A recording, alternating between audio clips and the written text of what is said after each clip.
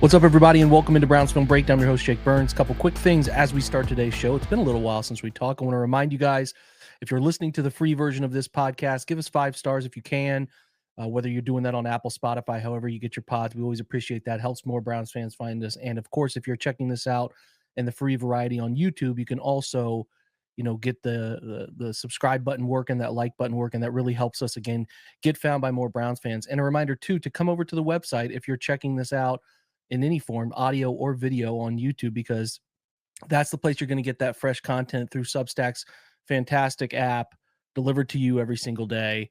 We have the subscriber-only chat, breaking news alerts, ad-free full-length podcasts that you're going to get in that specific format, full articles, film breakdowns. We've broken down every single player the Browns have brought in. We've broken down the top quarterback prospects. Recently, film rooms, like I said, on Joe Tryon-Shoyinka. Every single decision that they've made, Cornelius Lucas, we've covered them all in film rooms, and then Cam Ward, Shador Sanders, Jackson Dart, Jalen Milroe, it's all to be found there. And again, over the weekend, mock drafts that were up and some, prospect analysis from our in-house former Browns scout, Scott, is doing a great job breaking that stuff down with us. And it's just a rolling index of things, Browns, that you can find really no other place. So a special shout out to our founding members who get that access to the Slack channel, and then obviously the free hat like you see I'm wearing right now. You can get that as well. And on the website, you can find a bunch of cool Browns Film Breakdown merch. So thanks for being here. It's Tuesday. We haven't spoken in a while. Had a crazy weekend, had to get some stuff done. Monday was out of control too, but we're settling in. There's not much Browns news. Had some things broke over the weekend. I would have been a little bit more available, gotten to the computer and recorded for you, but I also don't like forcing these if there's not a ton to talk about, and we're going to try to dig in a little bit more. As I thought the Browns would be a little more active. They're being a little patient. It's clear to see the approach they're taking here is waiting out the market.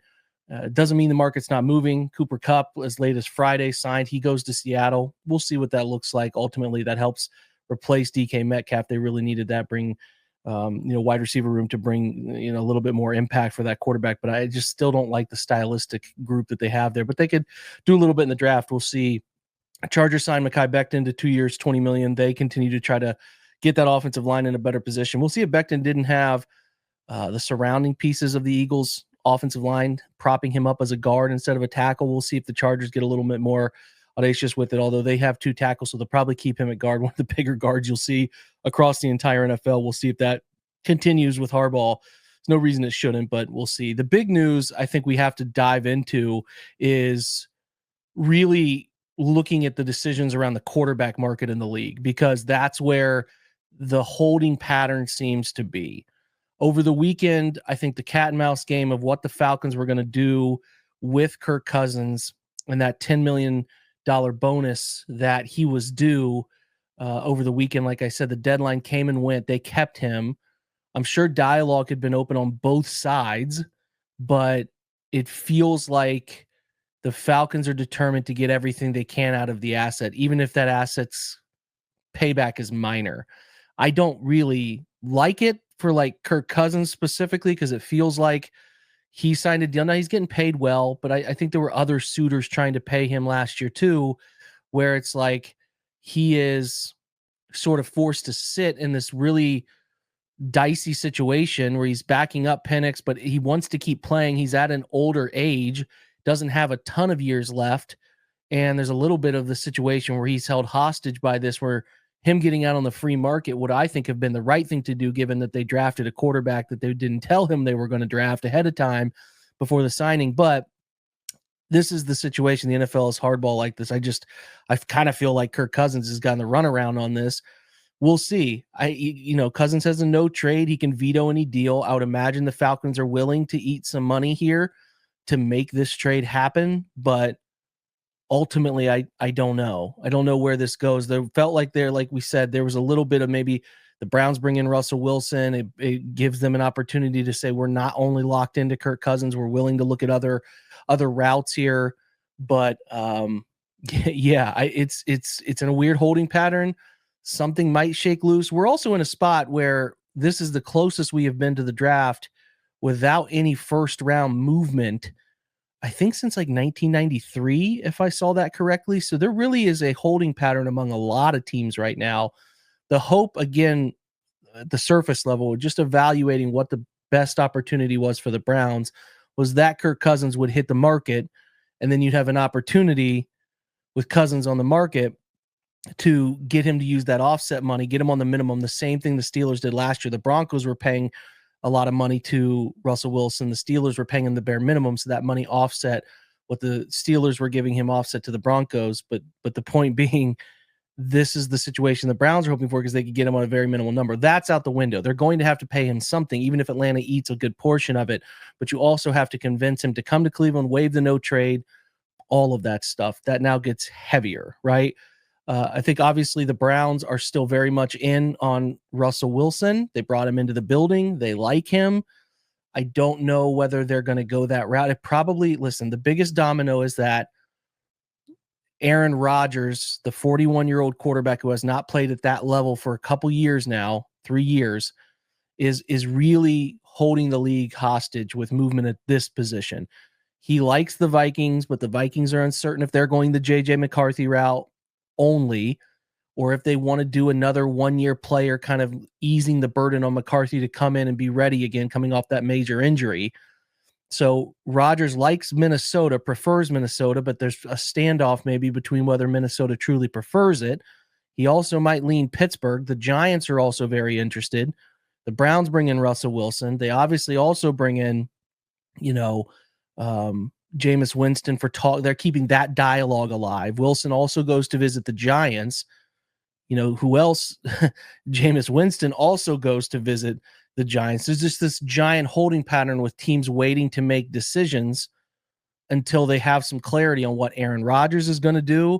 And then from what Aaron Rodgers' decision ultimately is, then obviously every domino after that probably falls into place. If Rodgers goes to Minnesota, maybe Wilson is off to New York, and then the Steelers maybe go in on a trade to Cousins. I think everything just depends on what Rodgers does, and then when he makes his choice, a bunch of dominoes fall. That's what we just have to believe right now, because that's the biggest thing standing in the way over the weekend is that you heard some connection buzz with Rodgers and the Vikings, but the Vikings are doing some other things. They traded for Jordan Mason from the 49ers. They have not really gotten, from what we understand, all the way hyper aggressive with making that deal happen with Aaron Rodgers. So I think when that happens this week or late in the week or whatever, then everything else will fall into place.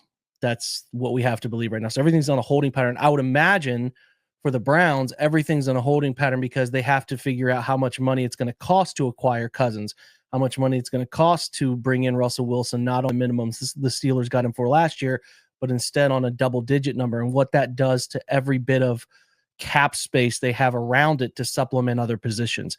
That's where everything is getting held up. And I think it's holding up a lot of the league, unfortunately. We'll see if that changes. The biggest piece of news, period, over the weekend is the Bengals made a huge move. I think the thing that has gone on recently for the Bengals that they have drafted well with their top picks. Now, Higgins came in before Jamar Chase.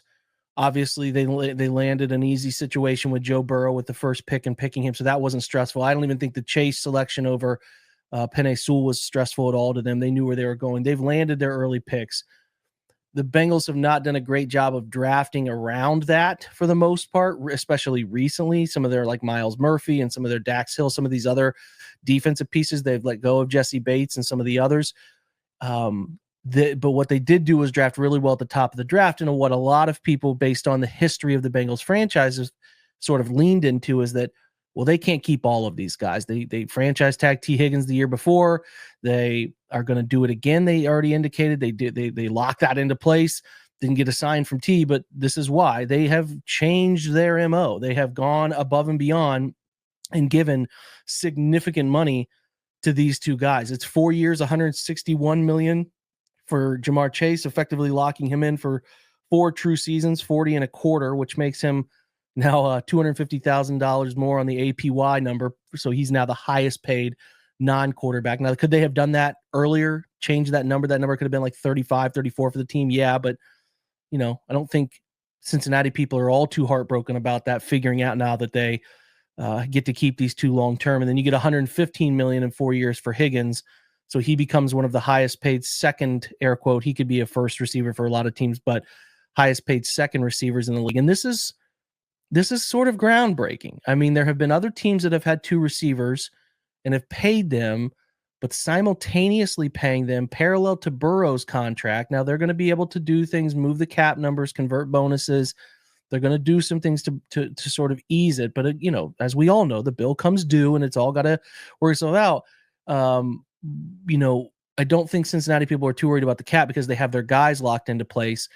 But this is a swing. This is a real interesting swing on the value of receivers to an elite quarterback, whether an elite quarterback should be propping up the receivers, vice versa. More so, obviously, the quarterback, and do you need to dump that money to receiver? But they have 2 very good football players here who are now well taken care of around the quarterback.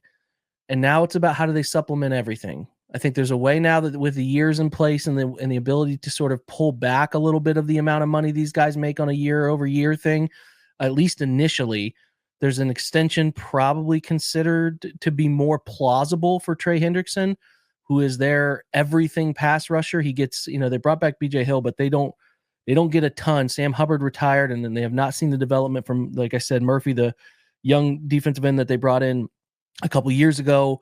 So really, Hendrickson drives everything up front. They're needing development from their deep portion of the field group. A lot of picks that they've spent there, and a little more linebacker production for them. But for the most part, what they have done, though, is a way here for them to bring back what I would identify as their core 4 pieces, and obviously trudge forward in a way that I think a lot of people thought was impossible. And I, like I said, this has been done in different variations across the NFL for a lot of years. Really, probably Marvin Harrison, Reggie Wayne are the 2 big names. We'll see if like Jordan Addison keeps developing next to, sort of in Minnesota keeps that Justin Jefferson relationship alive. But those 2 are kind of paid out extensions at different times, whereas these 2 are really on the same wavelength with the payout, and that makes it really interesting. It is going to tighten the belt on a lot of things for the Bengals, how they develop the D-line, how they continue to put a competent offensive line in front of them is going to be very interesting. It's a real case study because there's a lot of people with the positional value of receiver. Do you need that? Does a quarterback who's supposedly elite, does he need 2 highly, highly paid wide receivers to find success? I don't know. A lot of the story to be told here, but I do know that I hate playing the Bengals twice a year. These 2 are really good. They have a nice bargain tight end in Gesicki, and they're talented in a lot of places. They can continue to get better via the draft.